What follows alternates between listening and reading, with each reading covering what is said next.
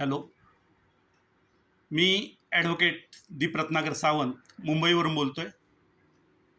मी आज आपल्याला सहकारी गृहनिर्माण संस्थेतील निवडणूक निर्णय अधिकारी किंवा प्राधिकृत अधिकारी यांच्याबद्दल माहिती देण्याचा प्रयत्न करणार आहे. भारताच्या संविधानात भाग 3 मध्ये गृहनिर्माण सहकारी संस्थांचा समाविष्ट करण्यात आलेला आहे. त्यामुळे आपल्याला भारतीय संविधानातील कलम 19(1) नुसार मूलभूत हक्क प्राप्त झालेले आहेत. तसेच मार्गदर्शक तत्त्वांसाठी भाग 4 मध्ये समाविष्ट करण्यात आलेला आहे. आणि या सर्वांच्या द्वारे भारतीय संविधानामध्ये कलम 43(ब) नुसार सहकारी संस्था ह्या स्वयंसेवी संस्था म्हणून निर्मिती व्हावी.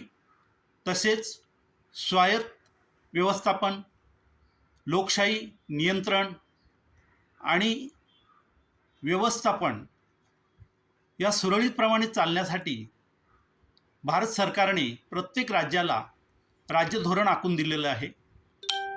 आणि त्यानुसार आपल्या महाराष्ट्र शासनाने आपल्या महाराष्ट्र सहकारी संस्था अधिनियम 1960 मध्ये 9 मार्च 2019 पासून कलम 154(ब) हे नव्याने कार्यान्वित करण्यात आलेले आहे. त्याचबरोबर महाराष्ट्र शासनाने 6 एप्रिल 2021 रोजी राज्य अधिसूचना काढून त्याद्वारे गृहनिर्माण सहकारी संस्थेमध्ये व्यवस्थापकीय समिती स्थापित केली जाते.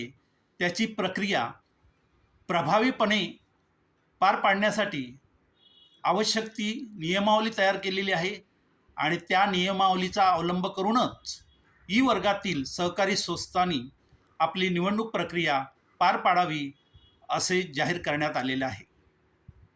ई वर्गातील सहकारी संस्थांचे निवडणूक निर्णय अधिकारी किंवा प्राधिकृत अधिकारी यांची नामतालिका म्हणजे त्याला पॅनल असं म्हटलं जातं. या पॅनलची यादी हे राज्य सहकारी निवडणूक प्राधिकरण महाराष्ट्र राज्य पुणे यांनी 21 जानेवारी 2025 रोजी जाहीर केलेले आहे. आणि त्या आदेशामध्ये जानेवारी 2025 ते डिसेंबर 2027 या 3 वर्षाच्या कालावधीकरता निवडणूक निर्णय अधिकारी किंवा प्राधिकृत अधिकारी यांची यादी जाहीर केलेली आहे. त्यानुसार आपल्या मुंबई विभागात निवडणूक निर्णय अधिकारी किंवा रिटर्निंग इलेक्शन ऑफिसर म्हणून माझे नाव 491 अनुक्रमांकावरती आहे. जर या निवडणूक प्रक्रियेबद्दल आपणास अधिक माहिती हवी असल्यास किंवा काही शंका असल्यास किंवा कार्यप्रणालीबद्दल माहिती हवी असल्यास तर प्रत्यक्षात संपर्क साधावा.